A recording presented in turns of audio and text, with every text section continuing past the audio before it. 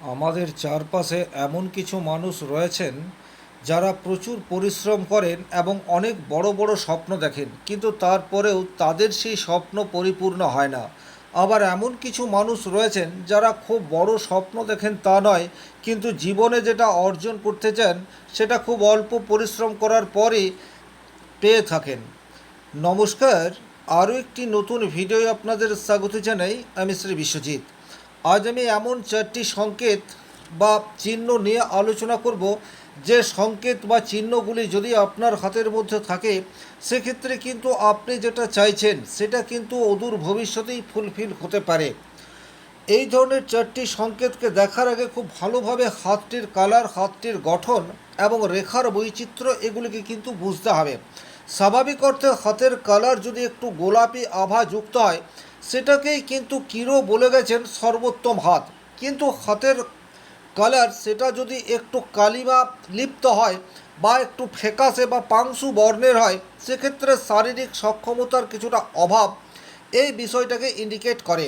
কিরো omnibus বলে যে হস্তরেখা বইটি রয়েছে সেখানের ম্যাক্সিমাম পেজ আপনারা যদি ফলো করেন সেখানে দেখতে পাবেন যে কোনো রেখা বিচার করার পূর্বে আপনাদেরকে হাতের আকার, হাতের আকৃতি এবং গ্রহ পর্ব এগুলোকে কিন্তু ভীষণ রকম ভালোভাবে পর্যবেক্ষণ করতে হবে। একই রেখা প্রত্যেক মানুষকে কিন্তু সমান রেজাল্ট দেবে না। যে গ্রহ পর্ব থেকে রেখাটি উত্থিত হয়ে রয়েছে বা যে গ্রহ পর্ব পর্যন্ত রেখাটি যাচ্ছে, আপনাকে কিন্তু সেই দুটি গ্রহ পর্বগুলিকে খুব ভালোভাবে পর্যবেক্ষণ করতে হবে। রেখাটির গভীরতা কীরূপ রয়েছে, রেখাটি কতটা সূক্ষ্ম রয়েছে, এই সমস্ত বিচার বোধ আপনার ভীষণভাবে প্রয়োজন। সেক্ষেত্রেই কিন্তু আপনি আইডেন্টিফাই করতে পারবেন যে সংকেতটি আপনার হাতে উত্থিত হয়ে রয়েছে সেই সংকেত আপনাকে কতটা মাত্রায় পরিণাম দিতে পারে। সুতরাং আপনি যদি অত্যন্ত সচেতন হয়ে থাকেন এবং নিজের ভবিষ্যৎ সম্বন্ধে জানতে চান সেক্ষেত্রে কিন্তু খুব মনোযোগ সহকারে ভিডিওটি দেখতে হবে। শুধুমাত্র রেখা বা সিম্বল আছে মানেই আপনি সেই সংকেত পাবেন এইরূপ ভাবার কিন্তু কোনোরূপ কারণ নেই। তাহলে প্রথমেই আমরা আলোচনা করব চারটি সংকেতের মধ্যে যে সংকেতটি বৃহস্পতির পর্বে আমরা দেখব। তাহলে বৃহস্পতির পর্ব হচ্ছে এই পর্বটি। তাহলে বৃহস্পতির পর্ব বিচার করার পূর্বে আমরা বৃহস্পতির আঙুল এটাকে কিন্তু খুব ভালোভাবে পর্যবেক্ষণ করব। যেমন এই হাতটিকে যদি আপনারা একটু লক্ষ্য করেন তাহলে প্রত্যেকটি আঙুল অপেক্ষাকৃত একটু ছোট এবং হাতের তালু অপেক্ষাকৃত অনেকটা বড় রয়েছে। তাহলে যাদের হাতের আঙুল অপেক্ষাকৃত অনেকটা ছোট কিন্তু হাতের তালু অনেকটা বড় হয় তাদের কিন্তু অনেক বড় বড় স্বপ্ন থাকে। বাস্তবের মাটিতে পা দিয়ে যেটা আপনার পক্ষে অর্জন করা সম্ভব সেই ধরনের চিন্তাভাবনার ঊর্ধ্বে উঠে এই সমস্ত মানুষজন কিন্তু কল্পনা করতে ভালোবাসে। এই জায়গাটি আপনাদের হাতে যদি থাকে মিলিয়ে দেখে নিতে পারেন। এবং অনেক ক্ষেত্রে দেখা যায় এই সমস্ত মানুষজন যেটা চেয়ে আসছে প্রাপ্তের ক্ষেত্রে অনেক বেশি অসামঞ্জস্য দেখতে পাওয়া যায়, অর্থাৎ যেটা চাইছে সেটা কিন্তু অনেকাংশে ফুলফিল হয় না। তাহলে আপনাকে বৃহস্পতির পর্বটিকে দেখার আগে বৃহস্পতির আঙুলটিকে ভালোভাবে দেখতে হবে। বৃহস্পতির আঙ্গুলের এই যে পর্বগুলি রয়েছে এগুলিও কিন্তু বিশেষ গুরুত্বপূর্ণ। আপনারা এই হাতটিকে যদি ভালোভাবে পর্যবেক্ষণ করেন তাহলে প্রথম পর্ব যথেষ্ট স্ট্রং, কিন্তু ক্রমশ দ্বিতীয় পর্ব এবং তৃতীয় পর্ব মলিন অবস্থায় রয়েছে। ইন্ডিকেট করছে বাল্য জীবনে সেই অর্থে আর্থিক স্বাচ্ছন্দ্য সেটা রয়েছে, এডুকেশন সেটা যথাযথভাবে এসছে, কিন্তু যখন থেকে নিজের দায়িত্ব নিতে শিখেছে বা নিজের উপর দায়িত্ব এসছে তখন থেকেই কিন্তু প্রবলেম বা মনের মধ্যে যে বড় বড় স্বপ্নগুলি রয়েছে সেগুলি বাস্তবায়ন করার ক্ষেত্রে বিভিন্ন ধরনের প্রতিবন্ধকতা সেটা কিন্তু চলে আসছে। বৃহস্পতি জ্ঞানের কারক গ্রহ, সন্তানের কারক গ্রহ, শিক্ষার কারক গ্রহ, আধ্যাত্মিকতার কারক গ্রহ এবং প্রয়োজনীয় অর্থের কারক গ্রহ সেটাও কিন্তু দেবগুরু বৃহস্পতি। তাহলে বাল্য বয়স থেকে মোটামুটি 22, 24 বা 25 বছর বয়স পর্যন্ত এই জাতকের জীবনে মোটামুটি সুখ স্বাচ্ছন্দ্য রয়েছে বা বলা যেতে পারে যেটা চেয়েছে সেটা পেয়েছে তার ইন্ডিকেট করে। এখন চারটি সংকেতের মধ্যে প্রধান যে সংকেতটি আমরা দেখব সেটি হচ্ছে বৃহস্পতির ক্ষেত্রে যদি এই ধরনের কোনো একটি চতুর্ভুজ চিহ্ন তৈরি হয়, খুব ভালোভাবে এই চিহ্নটিকে আপনারা লক্ষ্য করুন। এই ধরনের চতুর্ভুজ কিন্তু অনেক মানুষের হাতেই দেখতে পাওয়া যায়। প্রকৃত অর্থে তারা কিন্তু সৌভাগ্যবান। এরা যে প্রচুর বড় বড় স্বপ্ন দেখবে তা কিন্তু নয়, কিন্তু যে স্বপ্ন আপনি দেখছেন সেই স্বপ্ন বাস্তবায়ন হওয়ার সম্ভাবনা সেটা অধিকতর। দ্বিতীয়ত, এই ধরনের বৃহস্পতির ক্ষেত্রে যদি একটি চতুর্ভুজ তৈরি হয়ে যায়, সেটা ইন্ডিকেট করে আপনার জীবনে যখন সমস্যা আসবে সেই সমস্যা সমাধানের বিকল্প পথ সেটাও আপনার সাথে সাথেই আসতে শুরু করবে। এটা কিন্তু ভীষণ রকম গুরুত্বপূর্ণ বিষয়টি। যেটা বলতে চাইছি, আপনার ফ্যামিলিতে কোনো মানুষজন হসপিটালাইজ হয়েছে, আপনার কাছে অর্থ নেই, কিন্তু দেখবেন আপনার হাতে যদি বৃহস্পতির পর্বে এই ধরনের একটি চতুর্ভুজ চিহ্ন তৈরি হয়ে যায়, সেক্ষেত্রে কিন্তু কোনো না কোনো সূত্র থেকে আপনার কাছে অর্থ চলে আসবে। অর্থাৎ যে মুহূর্তে আপনার অর্থের ভীষণ রকম প্রয়োজন, সেই মুহূর্তে কোনো একটি বিশেষ সূত্র থেকে আপনার অর্থ আসার যোগ, এই বিষয়টাকে ইন্ডিকেট করে যদি বৃহস্পতির ক্ষেত্রে এই ধরনের একটি চতুর্ভুজ দেখতে পাওয়া যায়। দ্বিতীয়ত, এই ধরনের চতুর্ভুজ যদি দেখতে পাওয়া যায়, সেক্ষেত্রে বড় কোনো রোগ সেটাও কিন্তু সাধারণত মানুষের জীবনে আসে না। যাদের হাতে রয়েছে আপনারা মিলিয়ে দেখে নিতে পারেন।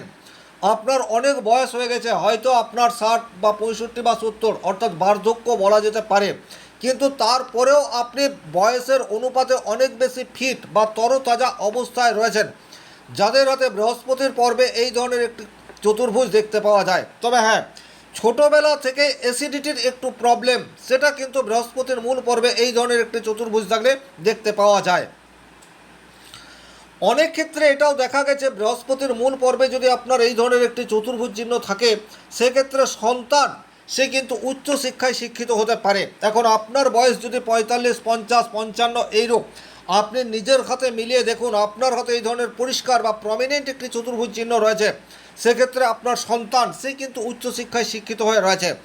আপনার ডিগ্রি সেটা অনেকাংশে নাও থাকতে পারে, কিন্তু আপনার নলেজ বা জ্ঞান ভাণ্ডার সেটি কিন্তু সমৃদ্ধ, এবং আপনি যতটা জানেন স্ট্রংলি জানেন, স্পষ্ট কথা শুনতে এবং বলতে পছন্দ করেন, এবং ভেকধারী আধ্যাত্মিকতা নয়, প্রকৃত অর্থে আধ্যাত্মিক পথের পথিক আপনি যদি বৃহস্পতির মূল পর্বে এই ধরনের একটি চতুর্ভুজ চিহ্ন থেকে থাকে, তাহলে এই চিহ্নটিকে কিন্তু সবচেয়ে শুভ চিহ্ন বলা হয়েছে।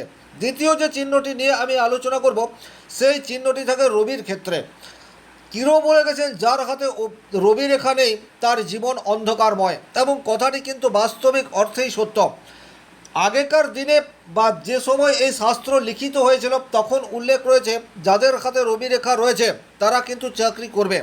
আগেকার দিনে চাকরি এই বিষয়টি ছিল না, কিন্তু আগেকার দিনে রাজ দরবারের কর্মচারীদের হাতে কিন্তু প্রমিনেন্ট একটি রবি রেখা দেখতে পাওয়া যেত। তখন থেকেই কিন্তু এটাকে মনে করা হয় যে যদি রবি রেখা থাকে সেক্ষেত্রে চাকরি পাওয়া যায়, কিন্তু এটা সব ক্ষেত্রে সম্পূর্ণ সত্য নয়। আপনার হাতে রবি রেখা রয়েছে, আপনি খেয়াল করে দেখবেন সমাজে সুনাম সেটা কিন্তু আপনার আছে, এবং আজকের তারিখে সুনাম তাদেরই আছে যাদের পকেট অন্ততপক্ষে খালি নয়, বা বলা যেতে পারে আপনি দারিদ্রতার সাথে লড়াই করছেন না। আপনি আপনার স্ট্যাটাস মেনটেন করার জন্য আপনার প্রচুর ব্যয় হচ্ছে, ততটা অর্থ আপনার কাছে আসছে না, এটা হতে পারে। বাট দারিদ্রতা বলতে যেটা বোঝায়, যাদের হাতে প্রমিনেন্ট রবি রেখা আছে তারা কিন্তু দারিদ্রতার সাথে লড়াই করছে না, এটা জোর দিয়ে বলা যেতে পারে। সুতরাং এই রেখাটিকে কিন্তু অত্যন্ত শুভ রেখা হিসেবে ট্রিট করা হয়েছে। অনেক ক্ষেত্রে দেখা যায় ভালো ব্যবসায়ী বা ভালো চাকরিজীবী মানুষের হাতে বা সমাজে যারা সুপ্রতিষ্ঠিত, তাদের হাতে এই ধরনের প্রমিনেন্ট একটি রবি রেখা সেটি তৈরি হয়ে রয়েছে। এখন ইন্ডিকেট করে আপনার হাতে রবির পর্বটি কীরূপ অবস্থায় রয়েছে এবং রবির আঙুল কীরূপ অবস্থায় রয়েছে তার উপর। রবির আঙুল যদি অত্যন্ত শুভ হয়, রবির আঙুল যেমন এখানে আঙুলটিকে দেখলেই আপনারা বুঝতে পারছেন, প্রথম পর্বটি স্ট্রং থাকার পর এটি ক্রমশ দুর্বল হয়ে যাচ্ছে, এই ধরনের যদি হাতের আঙুল হয়, সেক্ষেত্রে রবি রেখা থাকলে যে আপনাকে অত্যন্ত পজিটিভ রেজাল্ট দেবে এইরূপ প্রত্যাশা করা ভুল। তার কারণ হচ্ছে প্রথম পর্বটা স্ট্রং, তার মানে হচ্ছে আপনার বাল্য বয়সে মান সম্মানের অভাব সেটা তৈরি হয়নি, বাট যখন থেকে আপনার উপর দায়িত্ব এসে পড়েছে তখন থেকে কিন্তু সেই অর্থে এই রবি রেখা আপনাকে পজিটিভ রেজাল্ট দিতে পারছে না, এই বিষয়টাকে ইন্ডিকেট করে। তাহলে খুব ভালোভাবে আপনাকে হাতের আঙুলগুলিকেও কিন্তু পর্যবেক্ষণ করে দেখে নিতে হবে। এরপর যে গ্রহ পর্বটিকে নিয়ে আলোচনা করব, বা যে গ্রহ পর্বে বিশেষ সংকেতটি নিয়ে আলোচনা করব, সেটি হচ্ছে শনি মহারাজের জায়গা। কর্মের কারক গ্রহ হিসেবে কিন্তু আমরা শনিদেবকে জানি। আর শনির ক্ষেত্রে যদি প্রমিনেন্ট একটি শনি রেখা থাকে, অর্থাৎ এই ধরনের রেখা, যে রেখাটি আপনার হৃদয় রেখার সাথে সংযুক্ত অবস্থায় নেই, এটাকে কিন্তু খুব ভালোভাবে বুঝতে হবে। এই রেখাটি হচ্ছে আপনার হৃদয় রেখা, আপনারা প্রত্যেকেই জানেন।